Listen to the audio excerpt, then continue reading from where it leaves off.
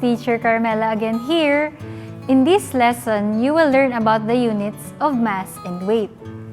Now that goods are getting more expensive, it is important that you know how to get the best value for your money. Suppose that you need to buy meat.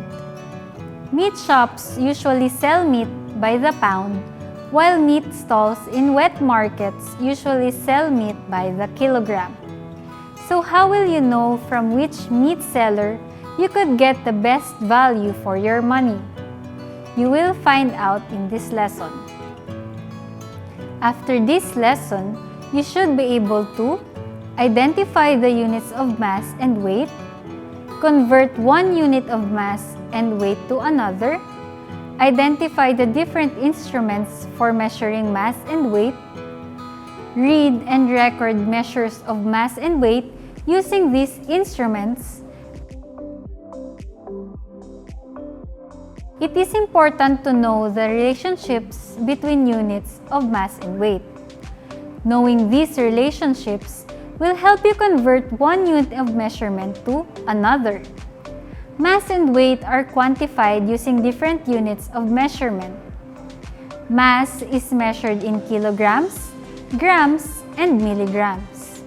Weight, on the other hand, is measured in kilogram meters per second squared. Here is a table of units of mass and weight. Read the table aloud several times to help you remember these units easily.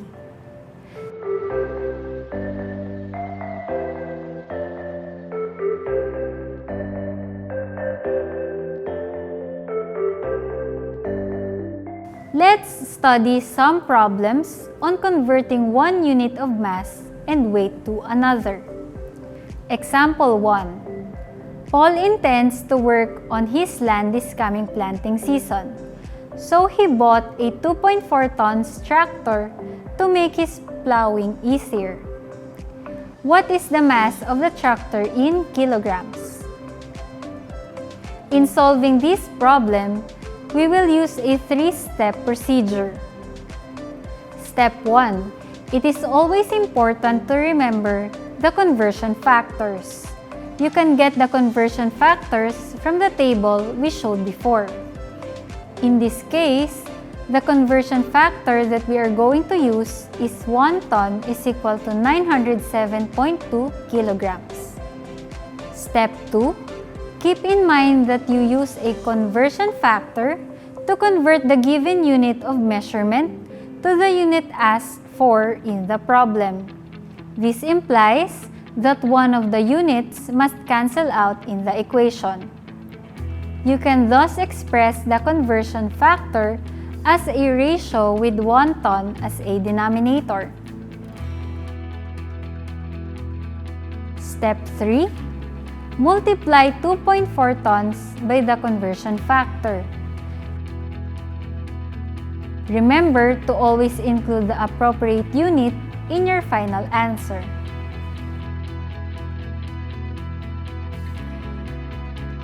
Mass and weight can be measured using any of a wide variety of instruments. The most commonly used are the weighing scale and platform balance. These instruments help you get a more accurate measure of the mass and weight of different objects. Let's find out more about these measuring devices. Platform balance. One of the most commonly used measuring devices in laboratories is the platform balance, sometimes called equal arm balance. Using this equipment requires 2 weights. First is the object you want to weigh, and second is a set of weights called riders. Riders come in 100 grams, 10 grams, 1 gram, and 0.1 gram masses. The sensitivity of the balance is 0.1 gram.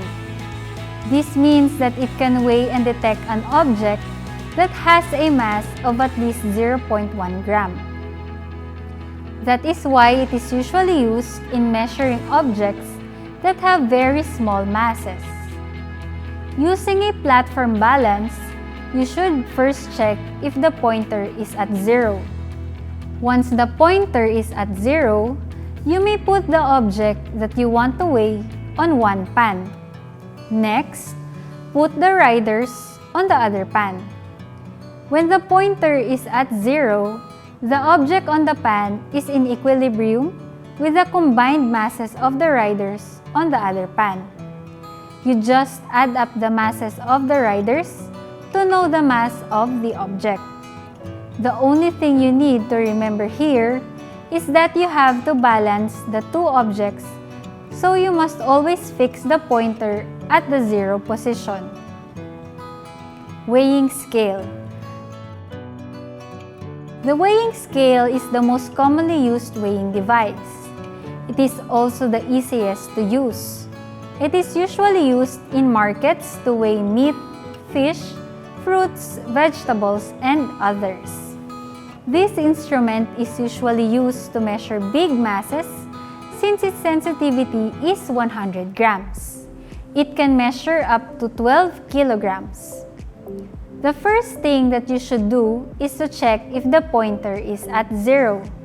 You can do this by adjusting the screw below the pan. Unlike the platform balance that requires two kinds of weights, the weighing scale just needs the object to be weighed. All you have to do is put the object on the pan and then read the number at which the pointer stops. Digital weighing scale. Digital weighing scales are now also commonly used. Digital weighing scales are electronic and are very easy to use. All you have to do is put the object to be weighed on the scale, and the window on the scale will indicate the weight of the object up to 1/10 or even 1 to 100 of a kilogram. Platform scale. A platform scale is another kind of weighing scale. It is an equipment used to measure objects with very large masses such as cement, sand, and gravel. The smallest measurement of the platform scale is 1 pound. It can weigh objects as heavy as 1,000 pounds. The platform scale works like a weighing scale.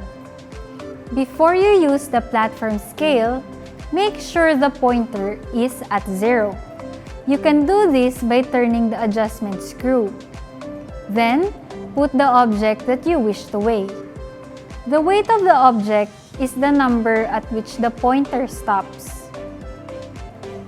Let's remember, mass and weight can be measured using such instruments as the platform scale, weighing scale, platform balance, and digital weighing scale.